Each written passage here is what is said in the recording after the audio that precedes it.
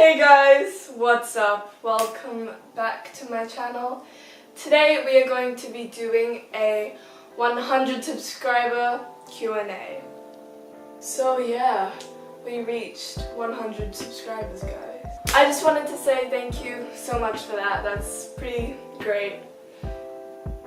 Yeah, that's all I have to say. Let's just get on into the Q&A. Number one is, what is your ethnicity / where do you come from?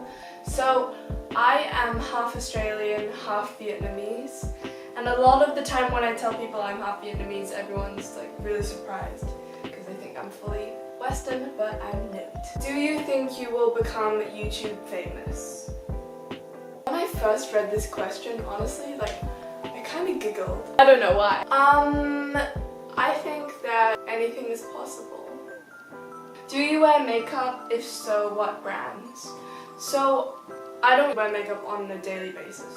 Where I live in Vietnam. It's really humid here and it's usually super hot. So I felt like if you wore makeup anyway, it would be kind of sticky and nasty. For school, sometimes in the morning if I'm looking dead, then I'll warm up my cheeks or something. My makeup is just so cheap, honestly. It's like no-name brands. I'll show you. So this is one of the only bits of makeup I have. It's a contour palette that my brother gave me. It was I think $5 and it's just gross, honestly, but whatever. Next question is, why is Neve in your videos and who is your best friend? So these were two separate questions, but I decided to put them together. So Neve is my best friend, and that is why she is in a lot of my videos, because we have a lot in common and she really enjoys vlogging herself too. So just whenever we're together, it seems like an opportunity to film and stuff. So yeah, that's why. I just met you recently. However, I can already tell that you're one of those people who care more about their social life than their academic life.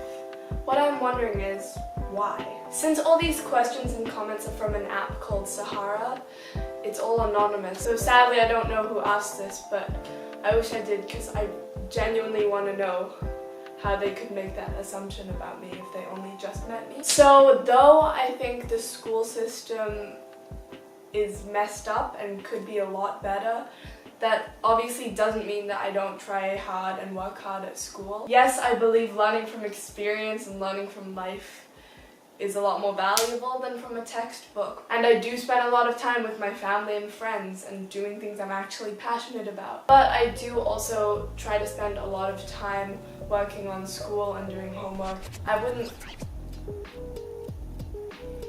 I'd say I just try to balance social life and school life, so.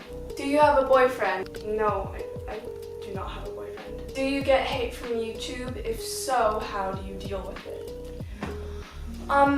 I can't really say I get hate from YouTube. Okay, wait, story time. As I said before, I got all these questions and comments from an app called Sahara, where you leave comments for people and it's all anonymous. I put the link in the bio of my Instagram, and my Instagram is @alicia. And I also put it on my Instagram story saying doing a 100 subscriber Q&A, so leave me questions in the link. And I went out of my way to say, please only submit questions. The reason I did this was because a lot of people at my school use Sahara to respond to comments about them personally. So even though I only asked for questions, I still got, I would say, some negative comments. Cringe. I know. Such a wannabe YouTuber, lol. A Q&A? How can I be a wannabe YouTuber? When you upload content for YouTube and start making content for YouTube, doesn't that automatically make you a youth? Why do you care so much about your looks? And then the one right above that says, why do you let your hair get greasy and nasty? If I cared so much about my looks, then why would I, quote, let my hair get greasy and nasty? Your music taste is crap. My music taste is subjective. Your YouTube videos are so bad, you are cancer. Please stop and do everyone a favor. Well, I guess 100 people like watching my YouTube videos, so maybe you could just stop watching them and do yourself a favor.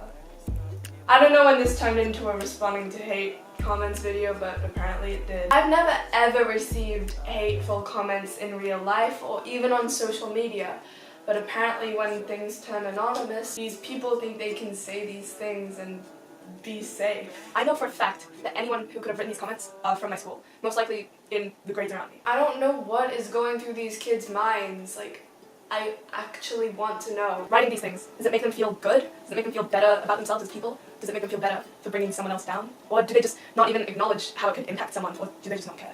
I am well aware that these comments are literally like child's play compared to what some kids have to experience in their school. If anyone who commented one of those things is by any chance for some reason watching this video, maybe you should think about what you're putting out to people regardless of whether you're hiding behind a screen or not. Yes, me doing YouTube can be considered cringy, and some people think I'm being fake, and some people just don't like my videos. But I've been wanting to do YouTube for such a long time, and I'm finally at the state where I can, and I do. And it's not like I'm going to let some middle schoolers scare me into not going for it. What's it like living in Vietnam? Living in Vietnam is honestly super cool. I'm an international kid and I've moved around a lot and seen a lot of different places, and Vietnam is just so chill. The food is super cheap here and you can just go wherever, whenever you want. I recently made a video called California Dreaming, and if you haven't watched it yet, you definitely should, because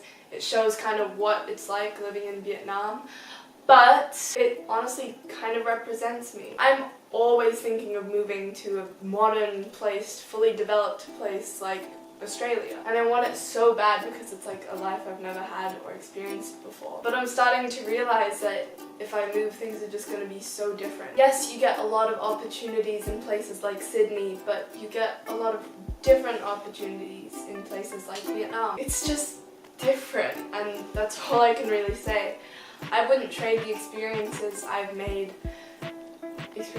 I've had living here in Vietnam for Sydney or California any day. What does your family think of you doing YouTube? My family doesn't really mind it, honestly. They know doing YouTube is something I'm passionate about, and filming and editing and just the whole process, I really enjoy it. And I guess if I'm happy doing something that I really love, then they're happy, and that's it really.